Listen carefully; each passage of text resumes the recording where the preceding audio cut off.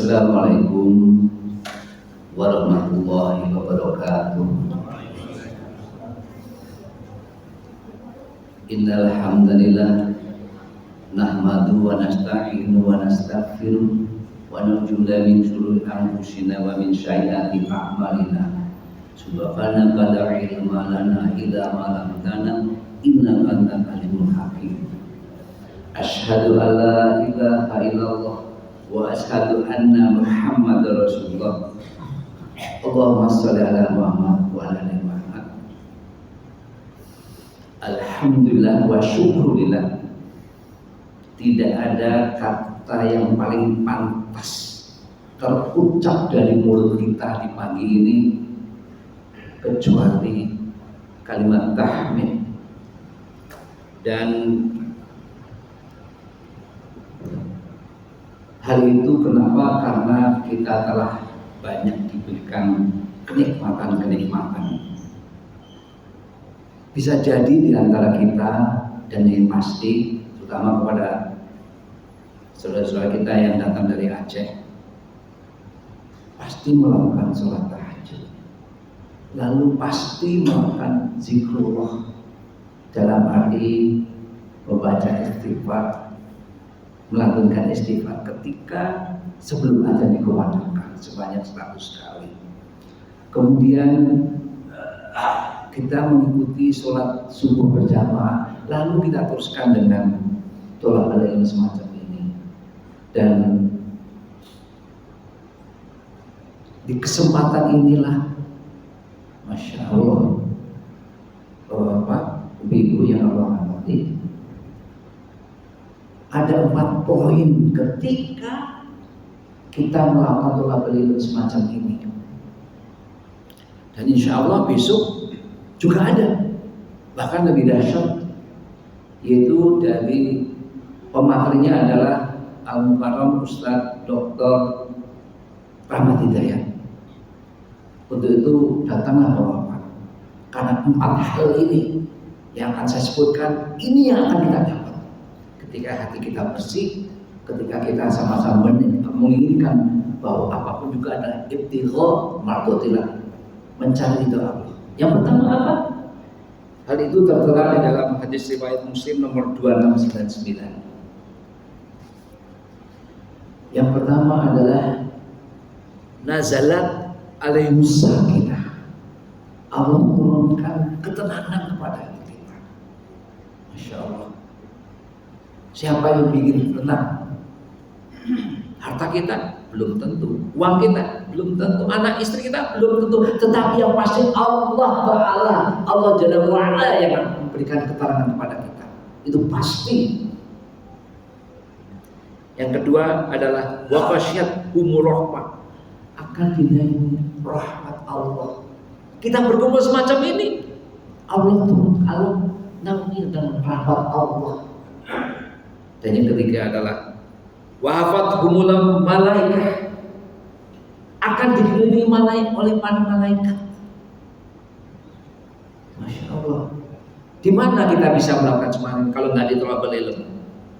Maka saya sangat demen sekali, senang sekali ketika saudara-saudara kita dari Aceh ini, salah satu poin dari beliau itu apa? Beliau itu melakukan thalabul ilm. Karena kenapa? Yang diutarakan dibahas dalam thalabul ilm itu apa? Qala Allah, qala Rasul, qala sahabat. Enggak ada lagi. Masya Allah. Dan yang keempat adalah wa zakarullah fiman 'indah. Allah akan menyebut-nyebut mereka di sisi makhluk yang dimuliakan di sisinya. Masya Allah. Makhluk yang dimuliakan di sisinya siapa? Pasti malaikat. Nama-nama kita sebut Bapak. Tapi ingat, apapun yang kita lakukan ini cuma diwan and only, satu-satunya, itu apa? Ibtigha mardotillah, mencari itu Allah. Jamaah rindu surga rahimakumullah. Pada poin ini, pada saat ini, saya mengingatkan pada diri saya sendiri, juga mungkin kepada jamaah yang menjadi Judul kultum pada pagi ini adalah jangan terpesona dengan amalan zahir. Jangan terpesona dengan amalan zahir. Terutama apa? Untuk anak yang al-fakir ilmu ini, anak yang zahir. Terutama untuk anak. Juga para jamaah salat subuh rahimakumullah. Nah, kita sama-sama tahu bahwa di surat 51 Az-Zariyat itu Allah tegaskan di surat ayat 56, wa ma khalaqul jinna wal insa illa liya'budun. Dan aku tidak menciptakan jin dan manusia melainkan supaya mereka mengabdi kepada. Artinya apa? Kita adalah hamba Allah. Nah, liya'budun, mengabdi kepada Allah itu ada dua ibadah dalam hal ini, ibadah zahir dan ibadah batin. Dan kita juga sama-sama tahu bahwa ibadah batin itu lebih utama dari ibadah zahir. Jadi sholat kita, ngaji kita, infak kita, birrul walidain kita, muamalah kita, nggak ada apa-apanya dengan ibadah batin. Bapak dan Ibu yang hormati, yang utama dari kultum ini adalah harus berdasarkan sesuatu, harus ada dalilnya. Maka ketika saya bicara seperti ini, salah satu dari bahwa ibadah batin lebih baik daripada ibadah zahir, pertama adalah hadis riwayat Ahmad nomor 3166. Diriwayatkan dari Zuhri dari Anas bin Malik, dia berkata, ketika kami duduk-duduk bersama Rasulullah SAW, tiba-tiba beliau bersabda, yadla fikum rajulun min ahlil jannah, akan muncul kepada kalian seorang penduduk surga. Penduduk surga Bapak. Penduduk artinya kalau saya penduduk Taman Arya sini, Meruya Utara, ya udah, saya memang orang tinggal di sini. Masya Allah. Kalau ada orang lain yang datang itu berarti tamu. Tapi ini adalah penduduk surga. Rasulullah bersabda demikian.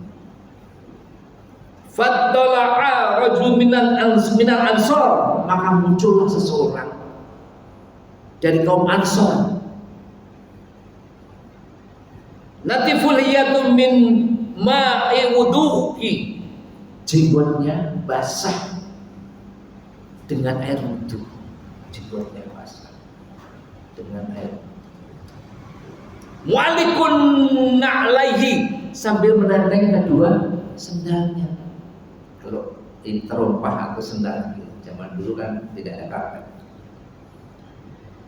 Biyadis simali, di tangan kirinya, jadi pegangnya tangan kiri. Itu sabda Rasulullah SAW.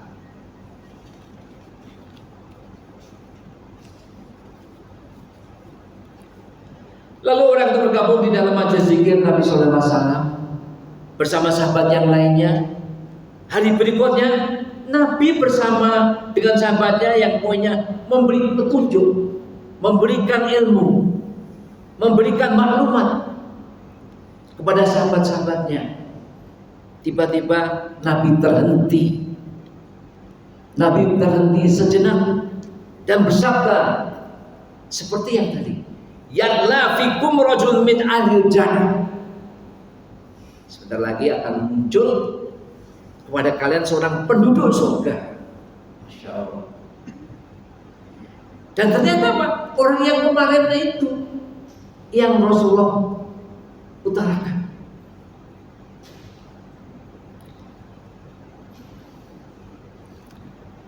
Maka muncullah dari orang kaum Ansor, jenggotnya masih basah dengan air wudu, munculnya menenteng dengan menenteng sandal atau terompah di tangan kirinya. Para sahabat langsung bertanya,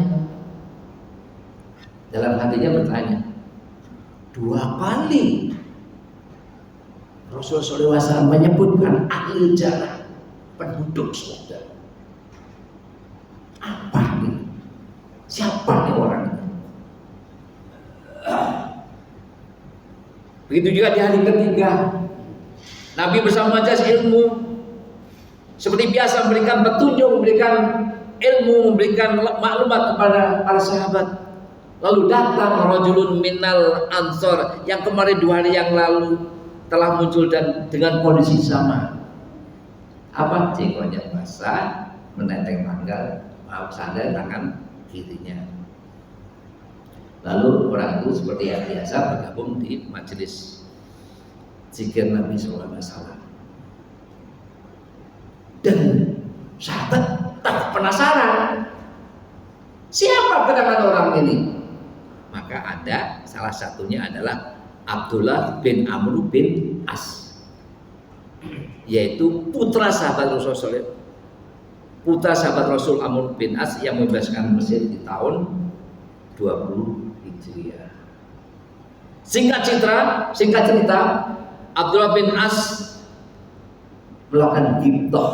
Nah, iri boleh, tapi yang sifatnya ghibthah, misalnya saya jujur aja, di antara tamu-tamu kita nih ada yang usianya udah di atas saya 65 di atas, masih bisa melakukan musafir untuk qala Allah, qala Rasul, qala mengajak orang-orang untuk memakmurkan masjid.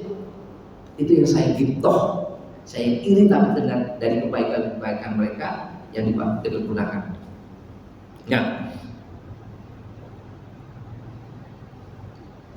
akhirnya Abdullah Amr bin As ini meminta kepada rajulun ini yang minta untuk istirahat atau ikut tidur seperti tamu-tamu kita selama 3 hari, gitu kan? Nah, ketika si Abdullah Amr bin As ini boleh mengikuti untuk nginep istilahnya 3 hari, lalu pengen tahu apa sih gerakannya, kok amalannya sebegitu dahsyat. Ternyata si rajulun ini, seorang laki-laki ini, pulang dari masjid langsung tidur. Setelah tahajud enggak.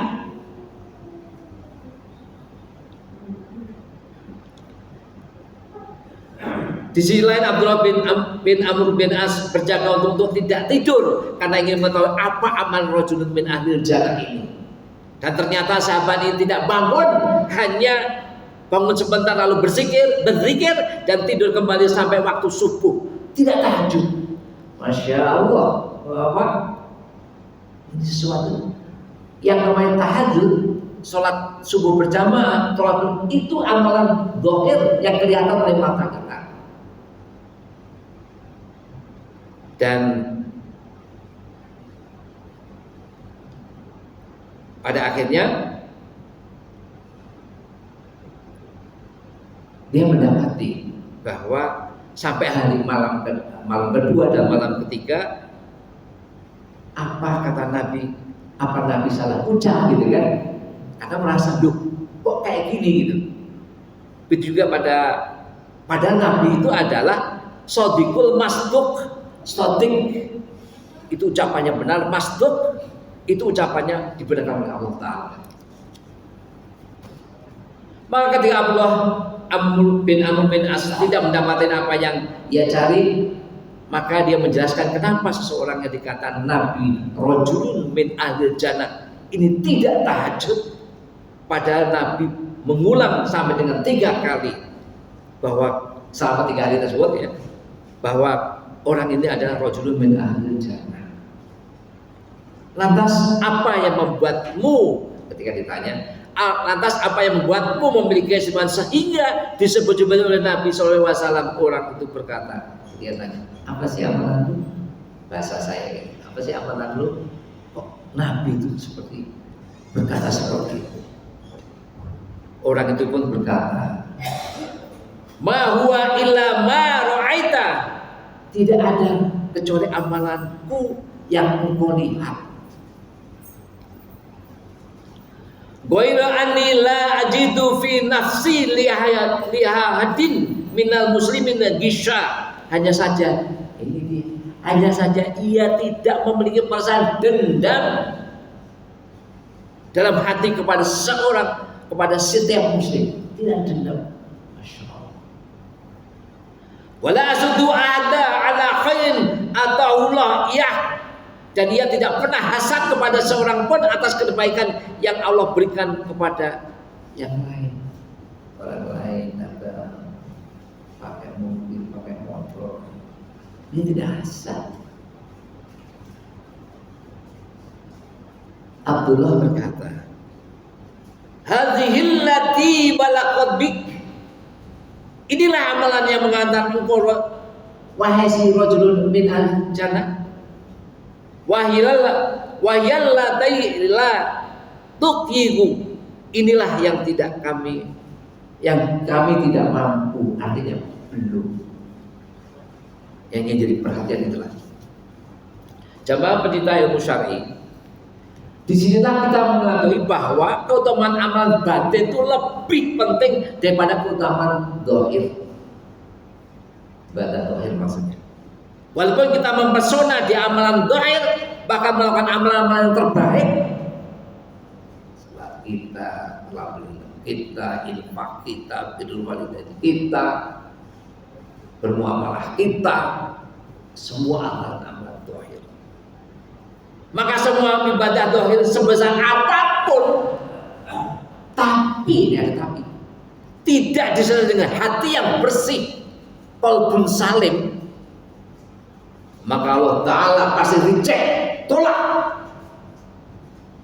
Karena oleh sebab itu, maka jangan sampai kita ini menjadi walinya Allah, dalam amalan zahir, tapi menjadi walinya setan dalam ibadah hati. Kenapa bisa begitu? Karena hatinya penuh kebencian, tidak sabar, tidak qanaah, tidak ada ridho, tidak ikhlas. Dan itulah menjadi amalan zahir tidak ada harganya di sisi Allah Ta'ala. Dan itulah karena amalan zahir itu ditentukan adalah oleh ibadah hati. Mari kita berhati-hati, jangan terpesona dengan amalan zahir. Maka kita memahami bahwa tidak ada satu perkara pun yang paling penting kecuali bagaimana kita memiliki qalbun salim, hati yang bersih, agar kita mendapatkan apa? Ridhonya Allah. Sekali lagi, apapun yang kita lakukan di dunia itu harus apa? Ibtighah mardatillah, mencari ridho Allah, itu saja. Maka keutamaan hati itu besar di sisi Allah, dan Allah akan menghisap pertama kali yang dihisap adalah hati. Dan ini ditegaskan oleh hadis riwayat Ibnu Majah yang diriwayatkan oleh Jabir. Kelak kita nih, Bapak, Ibu, dan semua yang ada di sini, yusarunna ala niatihim, manusia itu dikumpulkan di pada masa sesuai dengan niatnya. Saya ulangi, manusia itu dikumpulkan di pada masa sesuai dengan niatnya. Lalu ada pertanyaan, atau bukannya yang pertama kali yang dihisab itu adalah sholatnya? Betul, itu tidak salah. Maka Rasulullah dalam ini menegaskan dalam riwayat Abu Daud, An-Nasai dan At-Tirmidzi, Rasulullah SAW bersabda, inna awala ma yuhasabu bihil abdu yaumal qiyamah min amalihi. Sesungguhnya yang pertama dihisab pada diri seorang hamba pada hari kiamat adalah amalnya, adalah sholatnya, amalan zahir, sholatnya. Amalan zahir yang dihisab Allah pertama kali ialah amal sholat. Tapi amalan zahir dan amalan batin yang lebih utama adalah amalan batin. Buktinya dalam hadis riwayat Muslim tentang infak sebesar gunung Uhud. Nah, ini dia. Di hadis riwayat Muslim Rasul itu bersabda, "Lau anna la hadihim misla Uhudin." Kalaupun, jikapun ada manusia infak satu gunung Uhud emas, Masya Allah, berapa triliun itu? Satu Uhud gunung emas. Maka Bapak, kita perlu berusaha untuk mendatangi dua kota, yaitu Mekah dan Madinah melalui umroh. Dan insya Allah ada di antara kita bulan Januari nanti ada yang berangkat untuk melihat gunung Uhud. Ini satu gunung Uhud emas. Zahaba fan faqahuma qabilah minhu. Kemudian dia menginfakkan di jalan Allah, niscaya Allah tidak akan menerimanya. Hatta yu'minu bil qadar, hingga ia beriman dengan takdir. Dan yang kedua adalah hatinya yang bersih. Jamaah perindu surga rahimakumullah. Mari kita clearkan, infak adalah amalan zahir. Sementara takdir ya, kita nasibnya seperti apa, bagaimana itu takdir adalah amalan batin. Jadi Rasul menyebutkan Allah tidak akan terima infak seseorang sehingga sebesar emas segunung Uhud, tapi kalau dia tidak beriman dengan takdir, ngomel mulu, nasib ya, udah kayak gini, sholat iya, masih begini-begini juga. Masya Allah, bapak-bapak dan ibu, kita ini termasuk orang yang bersyukur, harus orang bersyukur. Jamaah perindu surga rahimahullah. Disinilah paham masalah amalan hati itu ternyata besar kedudukannya sampai mengalahkan amalan zahir, dan salah satu amalan hati itu adalah ridho kepada takdir. Nah, poinnya mana? Yang pertama kali amalan hati duluan tentunya. Artinya apa? Hatinya. Maka pada masa kelak kita akan dikumpulkan sesuai dengan kelompok-kelompok amalan hatinya. Ifatul iman azulaiwayakum. Maka ketika Allah itu menjaga Nabi-Nya satu kali dijaga, itu yang pertama apa? Hatinya. Karena beliau ada uswatun hasanah kita. Ketika Rasulullah SAW sedang mengembalakan kambing milik keluarga Halimah binti Abi Duhaib dari kabilah As-Sa'idah, tiba-tiba beliau sallallahu alaihi wasallam didatangi dua malaikat. Lalu keduanya membelah dada Nabi sallallahu alaihi wasallam dan mengeluarkan bagian yang kotor. Hatinya diriwayatkan dalam hadis riwayat Imam Muslim. Anas radhiyallahu juga meriwayatkan bahwa melihat luka di dada Nabi sallallahu alaihi wasallam yang sudah dijahit. Fakuntum ara atharul mahti fi sodriki. Aku melihat bekas jahitan tersebut di dada beliau. Ini hadis riwayat Muslim. Allah itu mencintai pertama kali apa yang pertama kali terbentuk di dalam hatinya.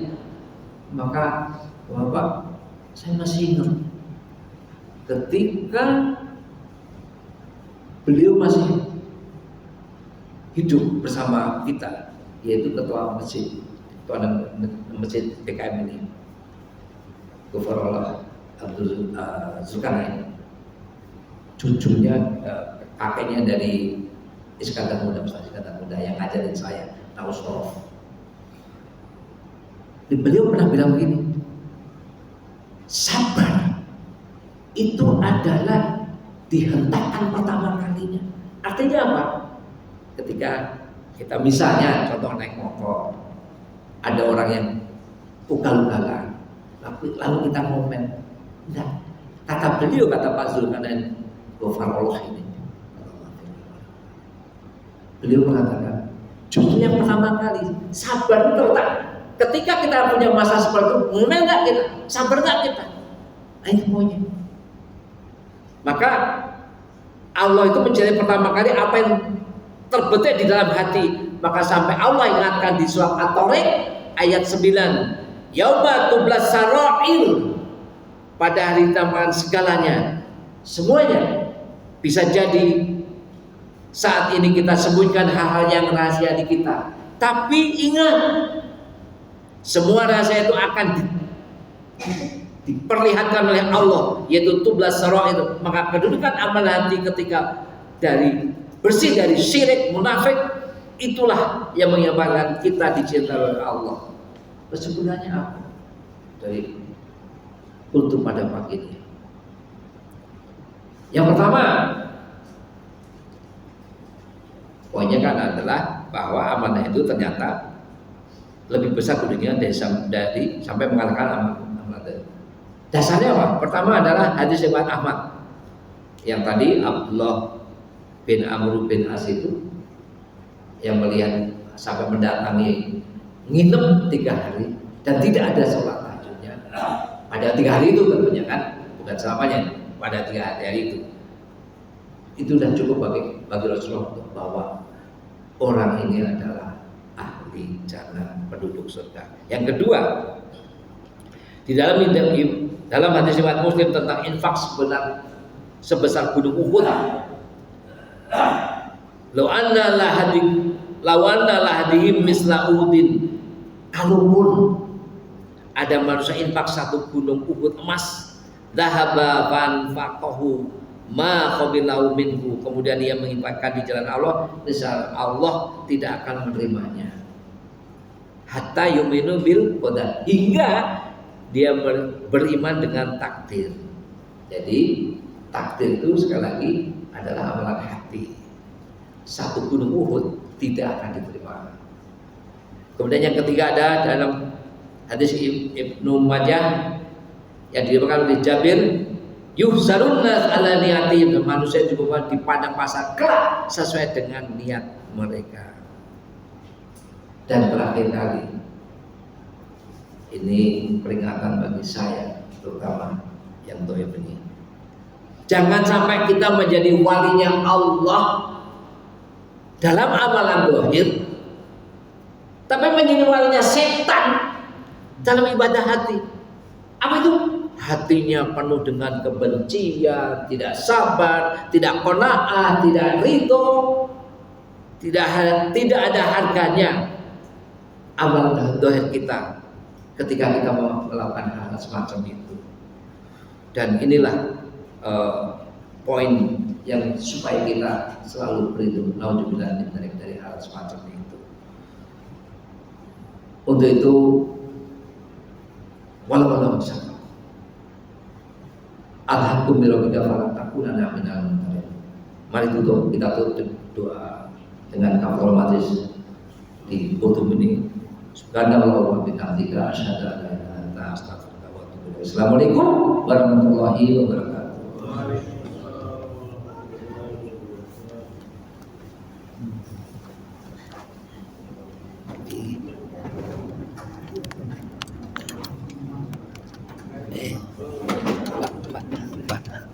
Tolong Pak, ini rodban.